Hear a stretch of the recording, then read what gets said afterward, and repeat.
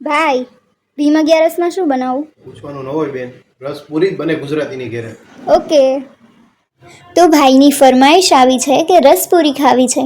રસપૂરી તો તમે બધાએ ઘણીવાર ખાધી જ હશે, પણ આવી રસપૂરી ક્યારેય નહીં ખાધી હોય. તો આજે હું તમને એક નવી રસપૂરીની રેસિપી બતાવવાની છું, જે તમે ક્યારેય નહીં ખાધી હોય, અને જો એકવાર તમે બનાવીને ખાશો તો તમને બહુ જ ભાવશે. તો ચાલો બનાવીએ. તો તમારી ઘરે કેરીનો દાબો તો નખાઈ જ ગયો હશે. મારી ઘરે પણ નખાઈ ગયો છે. તો એમાંથી જેટલી પણ કેરી પાકી ગઈ હોય ને એ બધી ભેગી કરી લેવાની, સાફ પાણીએથી ધોઈ લેવાની. હવે કેરીનો રસ બનાવવાનો છે એટલે કેરીનો પલ્પ કાઢવો પડશે.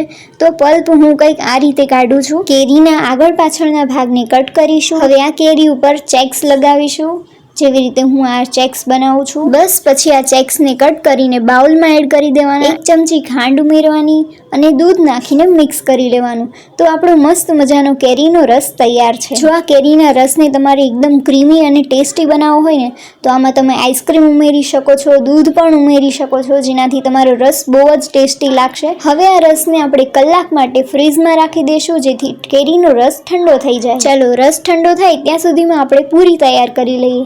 તો એના માટે મેં એક બાઉલ સૂજી એટલે કે રવો લીધો છે. તેના ઉપર નાની એવી વાટકી ઘઉંનો લોટ લીધો છે. ત્યારબાદ તેમાં મીઠું ઉમેરીશું, તેલનું મોણ ઉમેરીશું અને થોડું પાણી ઉમેરીને લોટ બાંધી લેશું. લોટ આપણે વધારે કડક નથી રાખવાનો, વધારે સોફ્ટ નથી રાખવાનો, મીડિયમ બાંધવાનો છે. હવે આ લોટને ઢાંકીને 30 મિનિટ માટે રેસ્ટ થવા દો.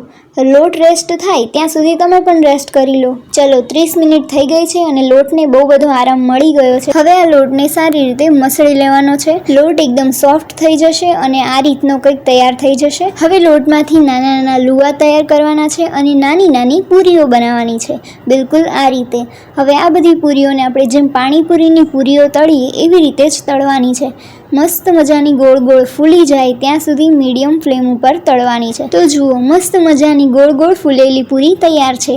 તો આ પૂરી આપણે રેગ્યુલર પૂરી ખાઈએ તેવી નથી, ક્રિસ્પી પૂરી છે. આ ક્રિસ્પી પૂરીને રસ સાથે ખાવાની બહુ જ મજા આવે છે. તો હવે આ બધી પૂરીમાં આપણે કાણા પાડી લેશું અને એમાં ઠંડો રસ ઉમેરીશું. આ રેસીપીને વધારે ટેસ્ટી બનાવવા માટે મેં અહીંયા આઈસ્ક્રીમ લીધું છે. આઈસ્ક્રીમને પણ રસની ઉપર મૂકીશું. તેની સાથે એમાં કાજુ બદામના ટુકડા ઉમેરીશું.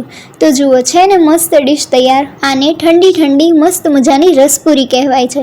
તો ઉનાળાની ગરમીમાં મસ્ત ઠંડી રસપૂરી ખાવાની બહુ મજા આવે. ચલો હવે ભાઈને પણ ટેસ્ટ કરાવી લઈએ.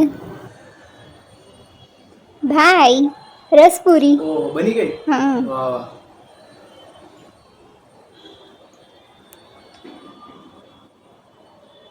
આહા, જબરદસ્ત. આઈસ્ક્રીમ બહુ મસ્ત લાગે છે. હે, રસપૂરી આને કહેવાય એમ ને? હમ. એટલા વર્ષોથી હું ખાતો તો એ બીજું જ ખાતો હતો. હા, યુનિક રસપૂરી છે. ટેસ્ટ મસ્ત છે. હમ. ઘરે બનાવજો, પણ ટાઈમ લઈ બનાવજો. બનાવે